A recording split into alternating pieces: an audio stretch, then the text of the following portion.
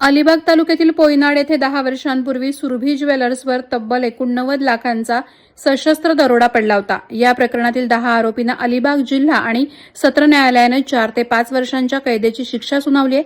जिल्हा व सत्र न्यायाधीश 2 सुनीता तिवारी यांनी हा महत्त्वपूर्ण निकाल जाहीर केला असून दशकभर चाललेल्या चर्चित खटल्याला पूर्णविराम मिळाला आहे। 26 ऑगस्ट 2015 रोजी मनोज जैन यांच्या मालकीच्या सुरभी ज्वेलर्स दुकानात शस्त्रांचा धाक दाखवत आरोपींनी दरोडा टाकला होता।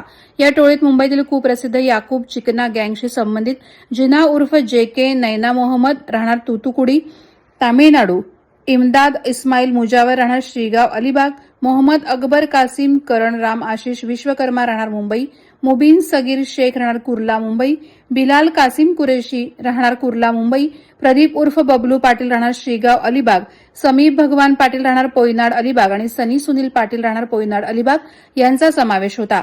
या आरोपींनी मनोज जैन यांचे भाऊ भारत जैन यांना मारहाण करून दुकानातील 89,31,000 रुपयांचा ऐवज चोरून नेला होता। चोरीतील काही दागिने व्यापारी बिपिन बाफना राहणार मुंबई याला विकण्यात आले होते। घटनेनंतर पोयनाड पोलीस ठाण्यामार्फत तपासासाठी विशेष पथक स्थापन करण्यात आलं होतं। पोलिसांनी पहिल्या टप्प्यात 2,21,850 रुपये किमतीचे 85.57 ग्रॅम सोन्याचे दागिने जप्त केले, तर दुसऱ्या टप्प्यात 16,18,675 रुपये किमतीचे 640 ग्रॅम सोन्याचे दागिने, एक सिल्वर रंगाची सँट्रो कार, गावठी रिव्हॉल्वर, 3 जिवंत कारतूस आणि चोरीची महिंद्रा झायलो जप्त केली। न्यायालयाने दाखल पुरावे आणि साक्षींच्या आधारे जिना उर्फ जेके नैना मोहम्मद आणि करण रामाशिष विश्वकर्मा यांना 4 वर्ष, तर इमदाद मुजावर, मोहम्मद अकबर कासिम, मुबीन शेख आणि बिलाल कुरेशी यांना 5 वर्षांची शिक्षा सुनावली। तसंच प्रदीप पाटील, समीप पाटील, सनी पाटील आणि व्यापारी बिपिन बाफना यांना 4 वर्षांची शिक्षा ठोठावली असून सर्व आरोपींना प्रत्येकी 5,000 रुपये दंडही ठोठावण्यात आलाय।